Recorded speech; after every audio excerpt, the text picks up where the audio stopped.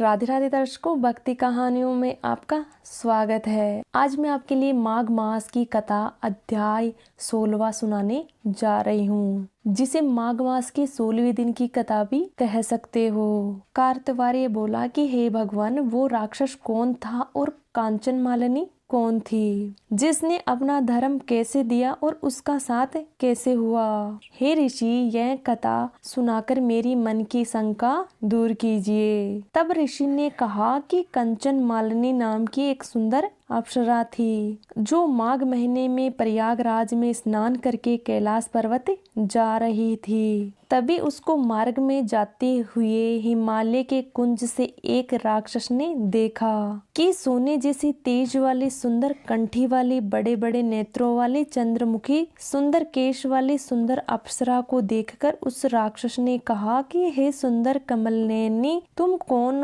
हो और कहाँ जा रही हो? तुम्हारे वस्त्र और वेणी भीगी हुई क्यों है? तुम आकाश मार्ग में कहाँ जा रही हो? और किस पुण्य के प्रताप से तुम्हारा शरीर ऐसा तेजस्वी और इतना मनोहर है? तुम्हारे गीले वस्त्रों के छींटे की एक बूंद से मेरे मस्तिष्क पर गिरने से मेरा क्रूर मन को एकदम शांति मिल गई है। इसका क्या कारण है कि तुम बड़ी शीलवती प्रतीत होती हो? मुझे बताओ। अप्सरा ने कहा, हे राक्षस सुनो, मैं एक काम रूपिणी अप्सरा हूँ। मैं प्रयागराज में संगम में स्नान करके आ रही हूँ। इसी से मेरे वस्त्र भीगे हैं। अब मैं कैलाश पर जा रही हूँ, जहाँ पर शिव निवास करते हैं। त्रिवेणी के जल से मेरी सब क्रूरता दूर हो गई है, जिसके पुण्य के प्रभाव से मैं इतने सुंदर और पार्वती जी की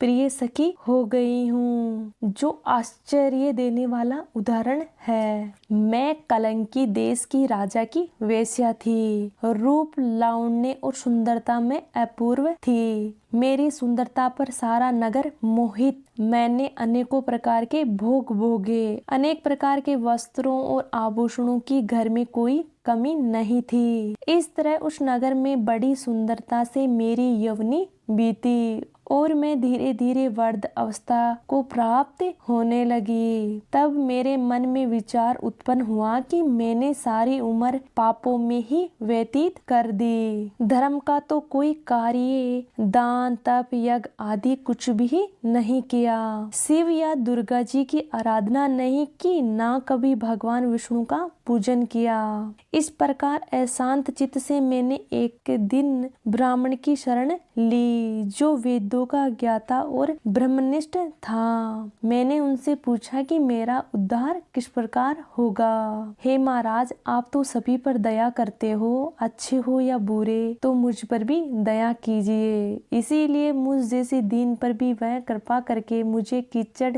में डूबी हुई को पकड़कर उभार लिया। मुझ पर दया करके कहने लगे कि तुम ब्रह्मा के क्षेत्र प्रयागराज में जाकर माघ माह में त्रिवेणी संगम में स्नान करो तथा अपने मन में कोई भी अशुभ विचार मत करना। पापों के नाश के लिए महर्षियों ने तीर्थ स्थान से अधिक और कोई प्रायश्चित नहीं बतलाया। प्रयाग में स्नान करने से तू अवश्य ही पवित्र होकर स्वर्ग को जाएगी। हे भागिनी, पुराने समय में गौतम ऋषि की स्त्री को इंद्र ने देखकर काम के वशीभूत होकर कपट वंश में उससे भोग किया था। इसीलिए ऋषि द्वारा श्राप दिया गया और उसका शरीर अत्यंतिक लज्जायुक्त हजारों भागों वाला हो गया। तब इंद्र नीचा मुंह करके अपने पाप कर्म की बुराई सुनने लगा। मेरु पर्वत के शिखर पर स्वच्छ जल वाले सरोवर के एक स्वर्ण कमल से भरे हुए कोटरे में घुस गया और अपने पाप को धिक्कारता हुआ कामदेव की बुराई करने लगा कि यह सब पापों का मूल है। इसके ही वशीभूत होकर मनुष्य नरक में जाते हैं और अपने धर्म, कीर्ति, यश और धैर्य का विनाश करते हैं। इंद्र ऐसा सोच रहा था, सो इंद्र के बिना सारा देवलोक शोभाहीन हो गया। तब देवता, गंधर्व, किन्नर, लोकपाल के इंद्राणी सभी सहित बृहस्पति जी से जाकर पूछने लगे कि महाराज, इंद्र न रहने से स्वर्ग ऐसा शोभाहीन हो गया है जैसे सतपुत्र के बिना श्रेष्ठ कुल।